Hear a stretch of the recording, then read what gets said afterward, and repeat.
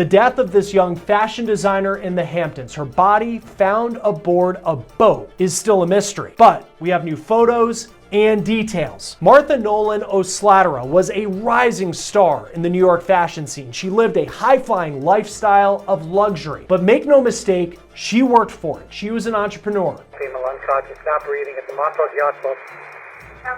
32 Star Island Road. One night last week, around midnight, she was found dead aboard this boat docked at a ritzy yacht club in Montauk, New York. We have new information on the boat that Martha was found dead on. You can see pictures of it right here, as well as important images of what was found in the boat, potential key evidence in this case. We're learning more as well about who may have been with Martha the night that she died. And that is just one part to this story that is making the plot even thicker. We're on the case, presented by Law&Crime. I'm Chris Stewart.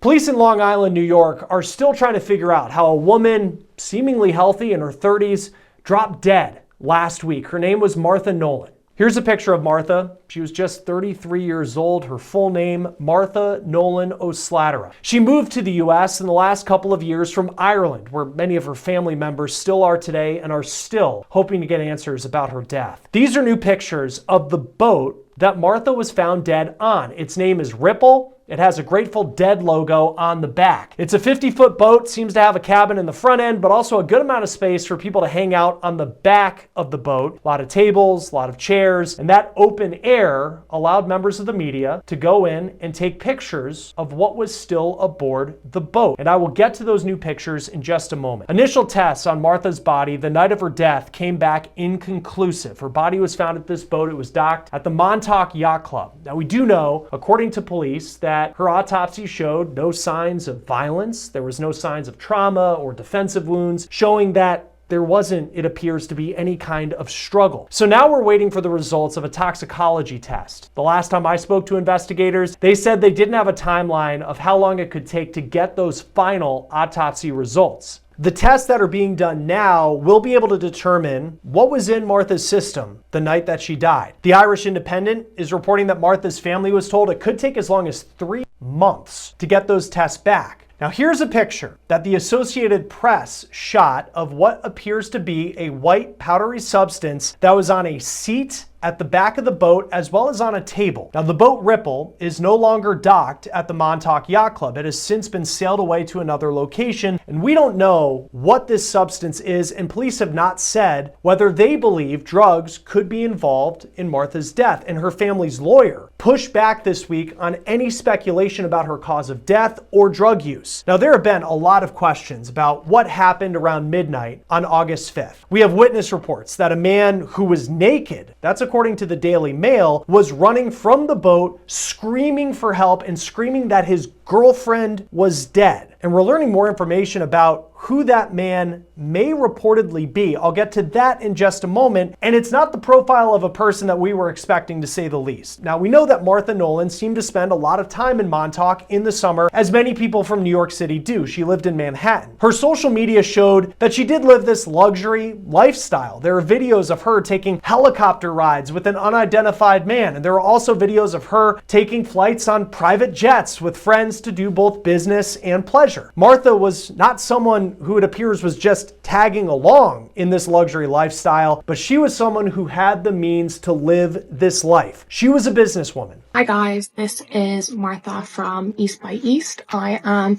the founder, the creative director. Martha listed herself as the founder of a swimwear brand that was called East by East. She modeled the product herself. In this Facebook post, she captioned she was in her East by East era. She hosted pop-up events in Montauk for East by East. This is a video of one of her pop-ups at a resort in Montauk back on July 1st. This was one of her final posts on social media. And there's a lot of speculation at this point because we don't have these final autopsy results about Martha's death. So here is what police are saying, and here is what we know as far as the witness reports go. Police say it was around midnight on Tuesday last week that Suffolk County Police got a 911 call from a man who was reporting a woman was unconscious on a boat that was docked at the Montauk Yacht Club. Female unconscious, not breathing at the Montauk Yacht Club. 32 Star Island Road. Police say when they arrived at the Montauk Yacht Club, they found who they call Good Samaritans doing CPR on Martha. Police say she was pronounced dead aboard that boat, Ripple. A preliminary investigation and exam were inconclusive when it came to her cause of death. And even though Martha's autopsy didn't show any signs of violence or trauma, police have yet to rule out foul play, and homicide detectives were called to the yacht club where they set up a command post. Again, foul play hasn't been ruled out. A lawyer for Martha's family spoke this week at a news conference, and he said any report speculating how she might have died is not accurate at this time, and a lot of this investigation is hinging on that toxicology test when it's complete. He also said that people were still being interviewed by authorities as part of this investigation. Now, here's what we know when it comes to these witness reports that have been circulating in multiple media outlets. And they're really helping paint a picture of what it seemed to be like to be at this yacht club when all of this was playing out on the docks of the Montauk Yacht Club around midnight last week on Tuesday. Some members of this yacht club say that they heard yelling late Monday night, and the Daily Mail said that witnesses saw this naked man running off of the boat looking for help, screaming, quote, "That's my girlfriend." Now, we see pictures of Nolan with the man in her social media, like this one you see here of her riding in a convertible. Irish media site Extra reports that Nolan was in a serious relationship, and she was actually planning to marry her boyfriend, who had even traveled with her to Ireland to meet her family recently. Nolan was also reportedly divorced. But this outlet is reporting that the man, the naked man, that has been reported through these witness media reports was a man who is in his 60s and was not her boyfriend. We know that Martha's boyfriend, according to these media reports, was away on a work trip the night that she died. But Martha had spoken to him the night that she died. In fact, it was reportedly just before that 911 call was made. She called her boyfriend and told him that she was leaving the yacht club and she had called an Uber and she was getting ready to go home. The Daily Mail has reported that the 60-year-old man who was with Martha the night that she died, the key witness in this case, was the owner of the boat Ripple that Martha was on. He also owned the boat that was docked next to Ripple, which appears to be a fishing boat. You see it here with red seats. He's a wealthy person who made it big, it appears, in the insurance industry, and he owns homes not just in Long Island, but also near Palm Beach, Florida. He also reportedly invested $200,000 in Martha's swimwear company, East by East, according to the Daily Mail. Now, at the time of this recording, he has not been charged, and frankly, no one has been charged in this case, so we are not going to name him, but he is a key figure in this story. It's unclear why Nolan was aboard the yacht the night of her death. Her friends told Irish media outlet Extra that they're also unsure why she was aboard the boat and why she was with that man who is 60 years old, who again is the main witness in this case.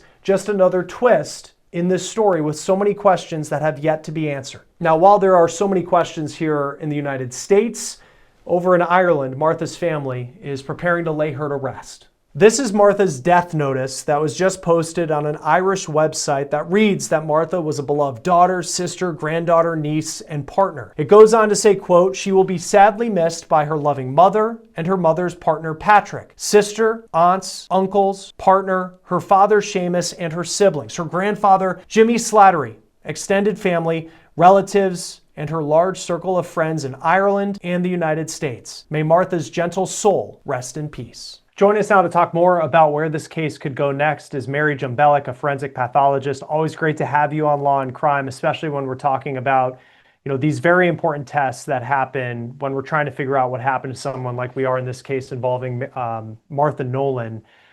3 months for a toxicology test. I mean, I just think of this family and the waiting that they're going through every single day. Why does it take that long to get that type of test to come back? Well, it's gotten more and more difficult with toxicology testing because there are so many more drugs that are out there. And then in addition to that, so many more people have drugs in their system. And so that the laboratories are overwhelmed, with samples and trying to, find out. The other thing is, it's not a simple matter of just, is one drug present or not? They have to quantify it. They have to know what the level is and see if it's in more than one body fluid, make sure it's not an artifact, make sure it's a real result. And so that takes time. I know the autopsy was done, you have the initial tests that were done at the scene. Often for us who are on the outside, we just get the toxicology results and then we report that in our stories. What exactly goes into a toxicology test and how that's done? Well, it's always so tragic when someone young like this is found unresponsive and then CPR is attempted and they're dead at the scene and the family's left wondering what happened. Of course, the autopsy and the examination at the scene are very critical to see if there was violence or anything disturbed or any wounds or injuries to her body. When we're left with testing the blood and the urine and the bile and the liver for drugs and chemicals, first you have to collect all of that material and then you have to send it to the laboratory. Everything is by chain of evidence and chain of custody, and so you have to be careful with it because that's going to be important if anything comes of it. And then the very first screening has to happen where you're just looking at broad classes of drugs. Are there any opioids present?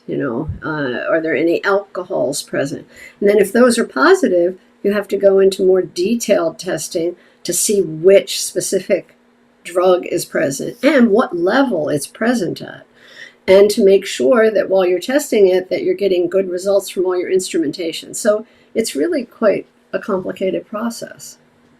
Yeah, absolutely. And there are pictures that have been put out. And I think with these types of stories, and I think of the family and how difficult it must be because you're waiting to learn what happened to their loved one. And there really just has been not a lot of answers to this point because you've had inconclusive results on the tests that have been done thus far. And then, of course, the speculation comes in and you have these images that have been put out of a white powder that was on, seems to be like a seat on the back of the boat, but then also on a table as well. And then that certainly, you will have people that will look at that, and we're not speculating that that's what it is, but people will look at that and think, okay, there was no violence in her death, but then here clearly we have some sort of substance. And I don't want to go down the path of, oh, it definitely was that, but at the same time, what could it be? Like, just as someone who would do a toxicology test, how does that factor into how we look at what potentially happened to Martha Nolan? Well, certainly from the police investigation perspective, they're going to want to evaluate that to know if there was any illegal substance on board. From the medical examiner's perspective, they want to know what the police find in regards to that, but they're more concerned about what is in the body of the deceased, what her body is going to show. And, that can be anything from opioids to heroin to cocaine, anything like that. So that's what they'll be looking for in the blood. And I know the family is concerned because they said, to their knowledge, that she didn't, use drugs. But even a novice user or someone who's very new to using a drug can die the first time if it's, say, contaminated with fentanyl. Fentanyl is extremely dangerous. There are tests that users can do to check their drug and see if it has any fentanyl in it. Fentanyl test strips. They're given out for free in New York. You can order it to your home. Narcan, nasal spray, can be bought in pharmacies, and that would counteract any opioids or fentanyl if someone has an overdose from that. But short of that, if you don't know and you take something and it has fentanyl in it, it's a high chance of having a fatal reaction. I remember when police said when they arrived that there were good Samaritans that are doing CPR on Martha. I've reported on drug epidemic issues in my career, and Narcan and the effectiveness that can have in someone who's having an overdose. Without Narcan, if someone's having an overdose, is CPR something that can be effective? Is there anything you can do to save someone in that type of situation? If she was, and I'm not saying she did, but clearly there's this substance, and if she had taken it in and it led to an overdose, what can be done to try and save someone if you don't have Narcan? Well, you do CPR, but you have to do effective respirations, and that's just really hard mouth to mouth if you don't have, some support from an ambulance where you can ventilate someone. But you can keep trying that, and sometimes you can breathe enough for them that they're getting some oxygen, into into their system, but they really need to be, on a ventilator then, for that to be effective. Is there anything when it comes to, because I mean, sadly, there are so many overdoses that happen every single day in this country. And for the initial test at the scene to come back inconclusive, and then you have the initial autopsy that showed there was no, trauma, defensive wounds, violence, or anything like that. And then now we're waiting potentially 3 months for a toxicology test. Is that typically what it takes to figure out that someone officially died of an overdose? Sometimes it's more obvious than that because maybe a needle will still be present in their arm. So, without that, so to speak, then it does become more difficult. So if there is a lot of drug paraphernalia at a scene, you can see someone was using, with, like I said, a needle, a tourniquet, something along those lines. But if you don't have any of that, then you do have to wait to get the toxicology results back from the body itself. I know homicide detectives are involved in the investigation, which doesn't mean that this was actually a homicide, but foul play hasn't been ruled out. And if it comes back that there was something in her system that led to her death, how does that play into determining whether or not this was an accident or whether this was something more than that? Well, again, since we don't know if there's a drug involved, an illegal drug or a poisonous substance, we don't know. We won't know, I guess, until we get the toxicology. But if it is an unsuspected, non-recreational, toxin or some medication that isn't usually abused, then that would be very suspicious. And so you want to know what the decedent was doing prior to death, who she was hanging out with, who she had contact with, all of that. But that's just part and parcel of the investigation to begin with, of, what was the decedent doing beforehand. That's part of good detective work, and so it's good that they're doing that. What does, and I think this is more a question for everyone, just when it comes to how prevalent fentanyl has become, in this country. And I mean, there's so many stories about it that we would never even be able to report on because it just sadly happens so often. What does it do to the body that makes it have such a strong reaction like we see in some cases?